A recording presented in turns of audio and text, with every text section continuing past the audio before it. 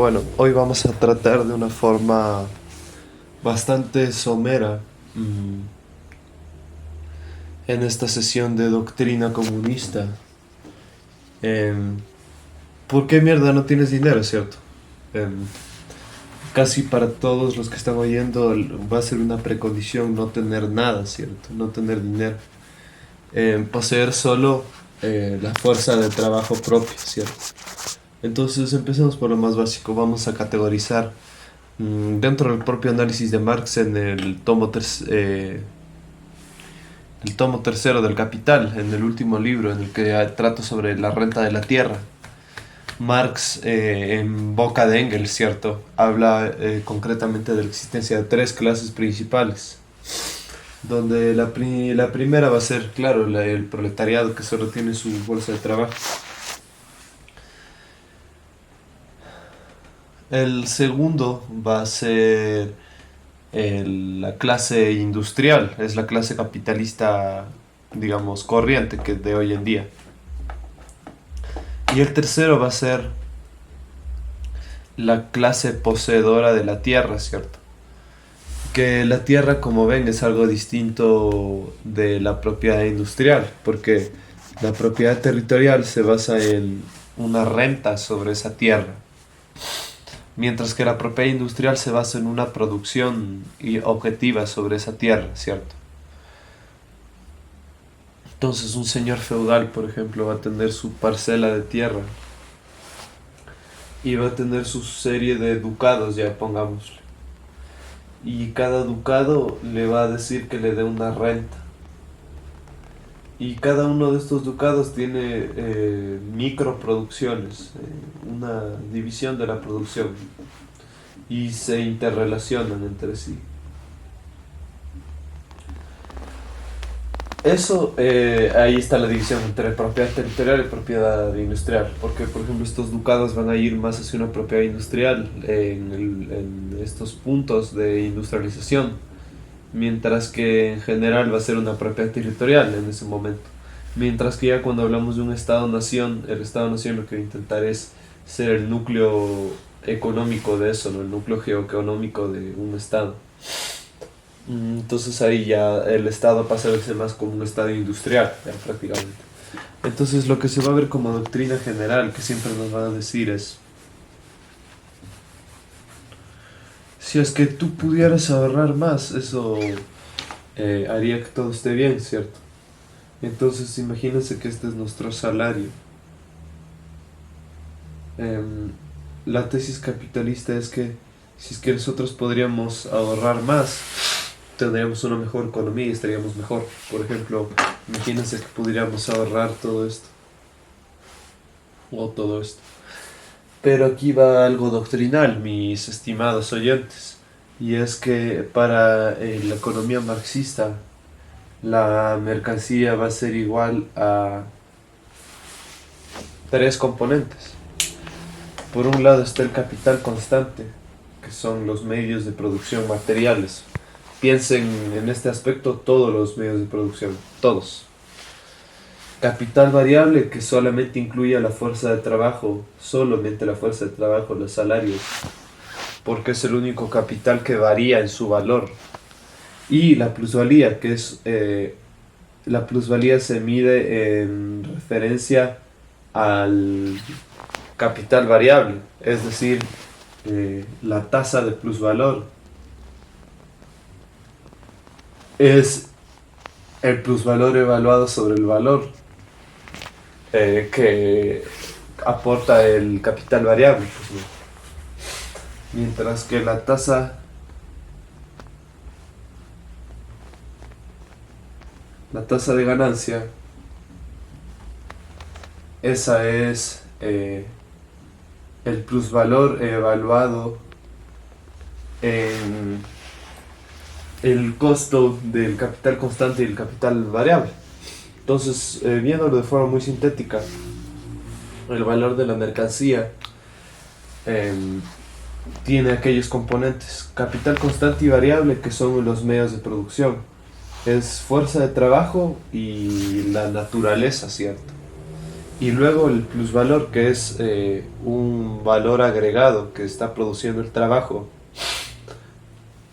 Y ese valor agregado primero se mide en referencia al capital variable solo, como tasa de plusvalor, pero luego se va a medir como tasa de ganancia ya tomando en cuenta el costo del capital variable. Porque si nosotros estamos en la metalurgia, tiene un costo determinado, el capital constante y el variable. Y si nosotros, les pongo un ejemplo, si nosotros vamos a distintos ramos de la producción, vamos a tener distintas formas en las que se va a dividir el capital constante y el variable, ¿cierto? Entonces, por ejemplo, puede haber un ramo de la producción más artesanal, donde hay una división más o menos mitad-mitad entre capital constante y variable, pero una rama de la producción donde haya ya una mayor eficiencia, por decir una rama industrial, tiene una tendencia más de concentrar un mayor capital constante y reducir su capital variable en relación. Entonces, el salario, imaginémonos nuevamente que tenemos aquí una barra de salario. El salario es tal que el salario siempre contempla que no se te esté pagando algo. Y eso que no se te está pagando es justamente la plusvalía. Entonces lo que al trabajador se le paga es este componente del capital variable. O sea, este capital variable, si nosotros pusiéramos de ejemplo una empresa, son los 100 salarios en un mes. O podrían ser los 5 salarios que pago yo. O los 7.000 que pago, porque soy McDonald's, supongamos. Entonces, está hecho esto para que nunca salgas de la línea de la pobreza, para que nunca tengas ninguna salida económica a través de tu trabajo. Siempre que tú vas a trabajar, lo que hacen es pagarte capital variable, te pagan un valor fijo, 500, supongamos. Pero tú en un día de trabajo produces 700, 800, 1000, 1500. Si es que el capitalista a ti no te sacara esto, que es el plusvalor que tú produces cuando estás trabajando, él no podría producir mercancías, porque no le sería valioso, si es que él no podría sacarte una mercancía con más valor del que invirtió. Entonces, la razón por la que no tienes dinero es porque el trabajo asalariado es la forma en la que tú le regalas tu vida a esta gente. Y es una forma de cobrar una tarifa por estar vivo. Es una suerte de tarifa de trabajo por existir. Y es una tarifa de trabajo que la clase capitalista se la salta, porque obviamente la clase capitalista no trabaja tanto como la clase obrera. Entonces, básicamente, el hecho de conseguir un trabajo que te pague más no anula este factor, que es el de que siempre te van a extraer a ti un mayor valor. Y la cuestión es que no va a mejorar, sino que siempre va a peor, a menos que se interceda en comunidad para cambiar este rol que tienen los medios de producción y las máquinas. Porque en la actualidad obviamente las máquinas solo tienen el objeto de extraer un mayor plusvalor. Y tú puedes aumentar de dos formas distintas el valor que tú obtienes. Puedes o bien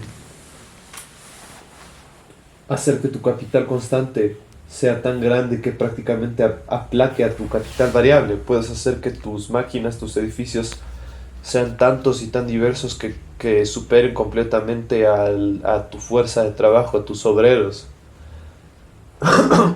Eso es una opción. La otra opción es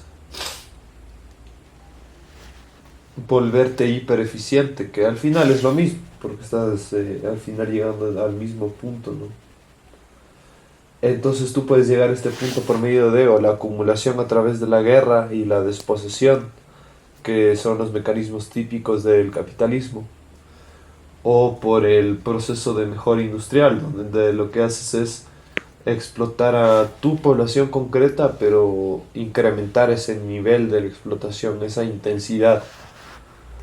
Entonces, como conclusión, podríamos decir que la solución para estos problemas de clase, para esta falta de educación, de comida, de salud, de trabajo, em, es precisamente la lucha proletaria y es la lucha consciente y es justamente el darse cuenta de que todos estamos en esto, ¿no? En esta miseria que nos hace vivir una clase capitalista, por ejemplo, en mi país, en Ecuador, que nos hace vivir una clase bananera, asesina, y es algo contra lo que debemos luchar. Y esta es la clave de la vida que vivimos, muchos de nosotros, y es la clave de cómo es el mundo, ¿no? Cómo se maneja el mundo.